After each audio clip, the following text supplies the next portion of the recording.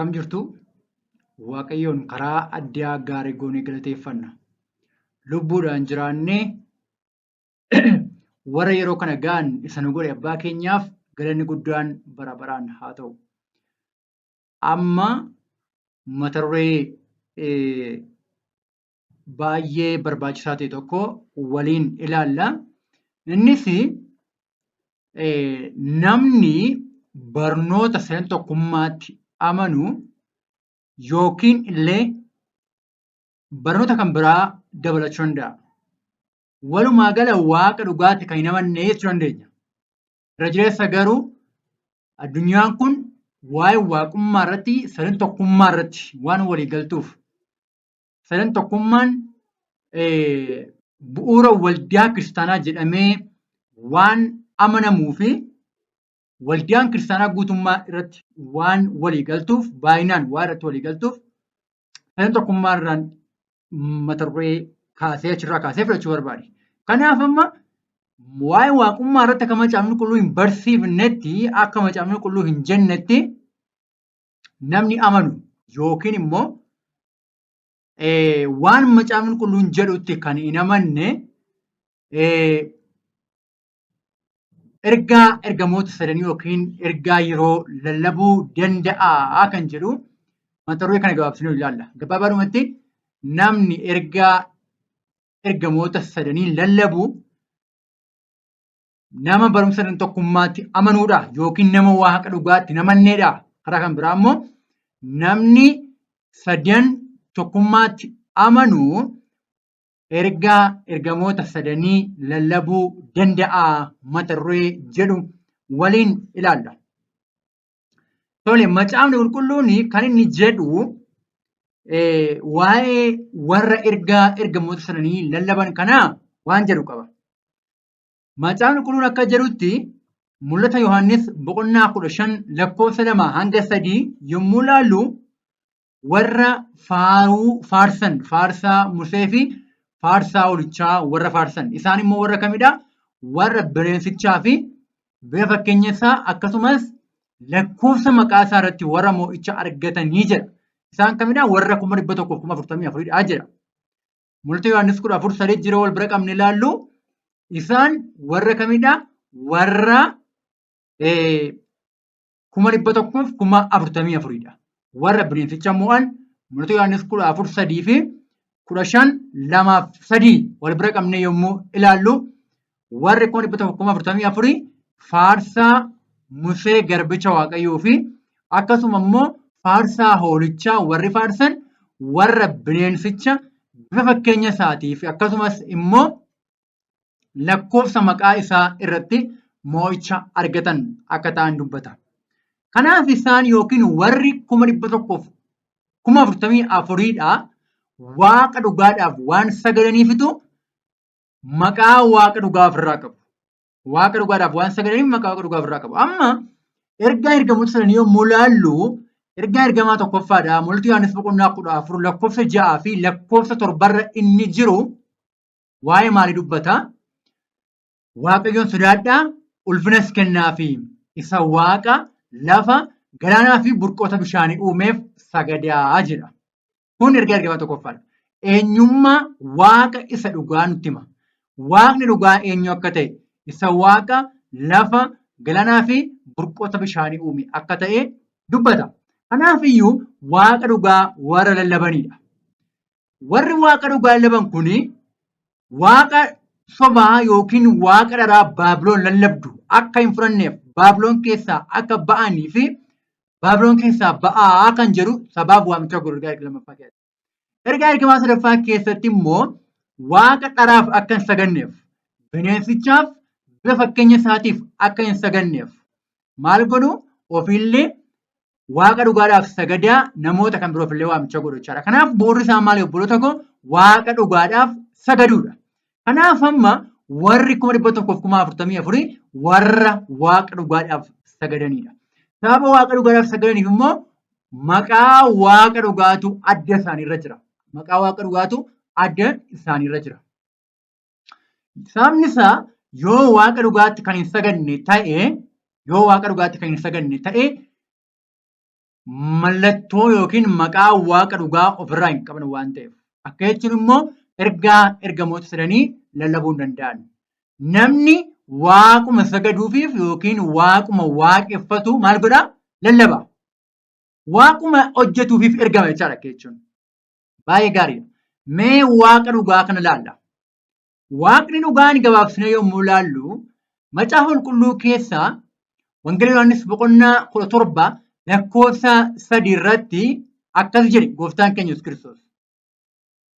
Si Waaqayyo isa tokkicha, isa dhugaa, Yesuus Kiristoosiin isa ati ergites beekuun isaanii jireenya bara baraatii jedhe.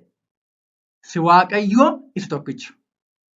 Obboloota koo dubbiin Kiristoos irratti dubbate eenyuudhaan Waaqa tokkicha jedhee? Si jedhe. Eenyuudhaan? Abbaa isaatiin.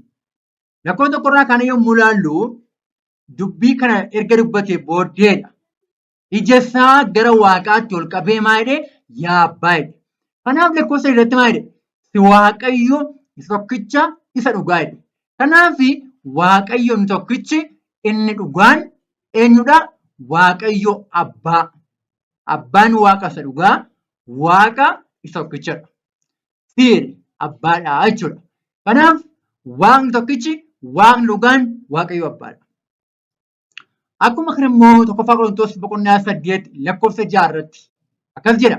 Eenyummaa Waaqa dhugaa yommuu nutti himu, eenyummaa Waaqa isa tokkichaa yommuu nutti himu, sadan tokkummaa osoo hin taane Waaqni dhugaan eenyu akka ta'e Phaawulos akka jedha.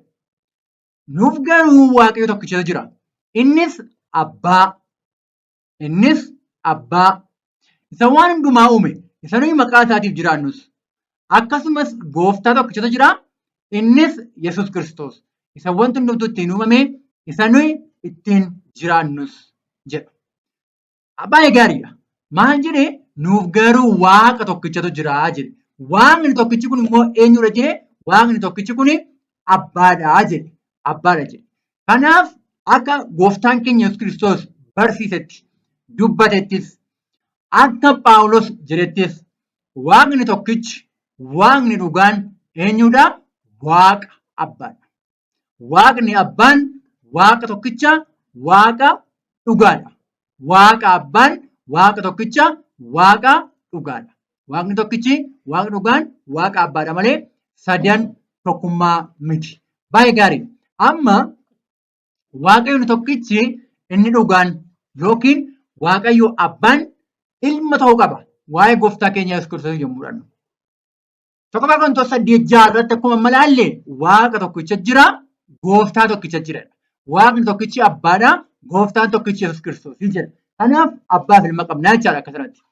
Tole Waaqayyoon tokkichi ilma ta'uu qaba. Waaqni tokkichi kun ilma akka isaatii eenyummaa ofii isaatii qabu, eenyummaa akka Abbaadhaa qabu tokko qaba. Innis eenyudha? Yesuus Kiristoosidha. Wangeela Yohaannis boqonnaa 10 lakkoofsa 36 irratti an ilma Waaqayyoo jennaan Waaqayyoon irratti akkam jettu jedhe. Wangeela Yohaannis boqonnaa 20 lakkoofsa 31 irratti immoo maal jedhee? Isaan kun hundumtuu Kiristoos ilma Waaqa jiraataa ta'uusaa akka amantaniif amanachuu keessaniinis jireenya bara baraa akka qabaataniif isaan kun hundumtuu caafamanidha. Wanti caafame hundinuu Kiristoos ilma Waaqayyoo akka inni ta'e akka amannuufidha. Amanuu keenyaanis jireenya akka argannuufidha jechaadha obboloota ko. Baay'ee gaariidha. Namatti tola. Kanaaf Waaqni tokkichi Waaqayyo Abbaadha. Kiristoos Yesuus ilma Waaqa Abbaadha. Kanaaf Waaqa lama osoo hin taane Waaqa tokkichaa fi ilma isaati jechaadha. Waaqa lama jechuun maal jechuudha obboloota ko? Waaqa lama jechuun Waaqa qaama garaagaraa ta'e bara baraan waliin jiraatu, abbummaa fi ilmummaan keessa kan hin jirre, abbaa fi ilma jechi jedhu kan irratti hojiirra ooluu hin dandeenye jechuudha. Waaqa lama jechuun. Kanaaf Waaqni tokkichadha. Innis Abbaadha. Isatu ilma ta'uu qaba. Ilmi isaa kun immoo Yesuus Kiristoosidha. Waaqa tokkichaa fi ilma Waaqaa jenna. Tole, kanaaf immoo Waaqni dhugaa eenyu akka ta'e eenyudha? Eenyu akka ta'e hubanneerra, Waaqayyo Abbaa akka ta'e macaafa qulqulluu irraa ilaalleerra. Namatti tola. Kiristoos immoo ilma isaa akka ta'e. Kanaaf beekumsa Waaqa dhugaa keessa Waaqayyo Abbaa fi ilma isaa Yesuus Kiristoos jira jechaadha. Kanaaf warri 144 ergaa ergamoota sadanii lallabuudhaaf ergaa ergamaa tokkoffaarra yommuu ka'an innis maal kan jedhu Waaqayyoon sodaadhaa ulfinas kennaafi kan jedhu waaqa dhugaa wajjin kan wal qabatu ergaa ergamaa tokkoffaarraa yommuu jalqabanii beekuma waaqa dhugaa yoo qabaatan qofadha. Kanaaf waaqa dhugaa qabaachuun abbaaf ilma qabaachuudha. Tokkoffaa Yohaannis 5:20 akkeedha. Ilmi Waaqayyoo dhufee isa dhugaa sana baruudhaaf hubannaa akka nuuf kenne nuyi hin beekna. Nuyi isa dhugaa sana keessa ilma isaa Yesuus Kiristoos keessas hin jiraanna. Waaqayyo inni dhugaan jireenyi bara baraas isa kanaa jedha. Maal jedha? Ilmi Waaqayyoo dhufee isa dhugaa sana baruudhaaf hubannaa akka nuuf kennedha. Eenyunni Waaqa Abbaa akka barruuf hubannaa nuuf kenne. Nuyi isa dhugaa sana keessa Abbaa keessa ilma isaa Yesuus Kiristoos keessas hin jiraanna. Abbaaf ilma keessa jiraanna jechaadha. Kanaaf Waaqayyoon dhugaan jireenya bara baraan kana. Beekuma akkamii? Beekuma waaqa dhugaa waaqa abbaa fi ilma isaa Yesuus Kiristoos jechaadha. Waaqa dhugaa qabaachuun abbaaf ilma qabaachuudha obboloota ko. Kanaan ala kan barsiisu kamiyyuu waaqa tolfamaadha. Waaqa tolfamaa qabaachuudha. Waaqa tolfamaa qabaataa immoo ergaa xumuraa labsuun hin danda'amu. Lammaffaa ergaa Yohaannis 1:9 akkeedha. Namni barsiisa Kiristoositti qabamuu dhiisee kanarra darbee barsiisu Waaqayyoon of biraa hin qabu. Inni barsiisichatti qabamee jiraatu immoo abbaa ilmas of biraa qaba. Adabaafnee hubachuu hin qabnu namni Waaqayyoon qabu abbaa fi ilma qaba. Barsiisa Kiristoos kan qabu abbaa fi ilma qaba. Kanaaf waaqni dhugaan kana erga ta'e warri 144 kanatti amanu jechuudha. Waaqa dhugaa kanatti waan amananiif jechatu ergaa waaqa dhugaa lallabuu danda'u. Ergaa xumuraa lallabuu danda'u. Kanaaf amma warra 144 yommuu laallu mul'ata Yohaannis 14:1 akkeedha. Ergasiis ani ilaalee hoolichi tulluu Xiyoon irra dhaabate nan arge. Namoonni 144,000 warri maqaan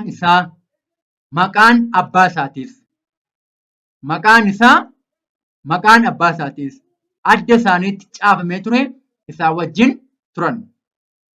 Baay'ee gaariidha. Warri 144,000 maqaa eenyu qabudha? Maqaa isaa, maqaa abbaa isaa, maqaa Waaqayyoo abbaa fi maqaa ilma isaa Yesuus Kiristoosin ofirraa qabu. Sababni isaa beekuma waaqa dhugaa waan qabaniif waaqni dhugaa immoo abbaa Waaqayyo tokkicha Waaqayyoo dhugaa fi ilma isaa Yesuus Kiristoosin of keessatti waan qabatuuf abbaa fi ilma waan qabaniif maqaa abbaa fi maqaa ilmaatu irra jira jechuudha. Kanaaf sababa kana beekuma waaqa dhugaa qabaataniif jechatu ergaa ergamoota sadanii lallabuu danda'an. Mul'ata Yohaannis 3:12 immoo akkeedha. Isa moo sana mana qulqullummaa Waaqayyo koo keessatti utubaa nan godha. Isa keessaas matumaa hin baafamu. Maqaa Waaqayyo kootii, maqaa mandara Waaqayyo kootii, Yerusaalem ishee haaraa ishee Waaqayyo koo biraa waaqa keessaa gadi buutu. Maqaa koo isa haaraas utubaa kanarratti maal nan godhedha? Nan caafaa jedha. Kanaaf inni moo'u maqaa eenyuudha?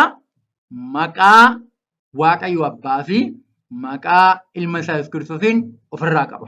Akkas jechuun namni moo'u nama abbaa fi ilma yookiin waaqa dhugaa fi ilma isaa Yesuus Kiristoosiin qabudha jechaadha. Kanaaf obboloota koo walumaa galatti warroota waaqa dhugaaf sagadan qofatu ergaa waaqa dhugaa lallabuu danda'a. Kanaaf tokkoffaa Yohaannis 5:21 irratti akkas jedha. Yaa ijoollee koo Waaqayyoon tolfama irraa of eeggadhaa jedha Yohaannis. Kanaaf waaqni dhugaan jireenya bara baraa isa kam? Abbaaf ilma Waaqatti amanuu, abbaaf ilma qabaachuu jedhee deebi'eetu 21 irratti yaa ijoollee koo maalirraa of eeggadhaa jedha. Waaqayyolii tolfaman irraa of eeggadhaa jedha.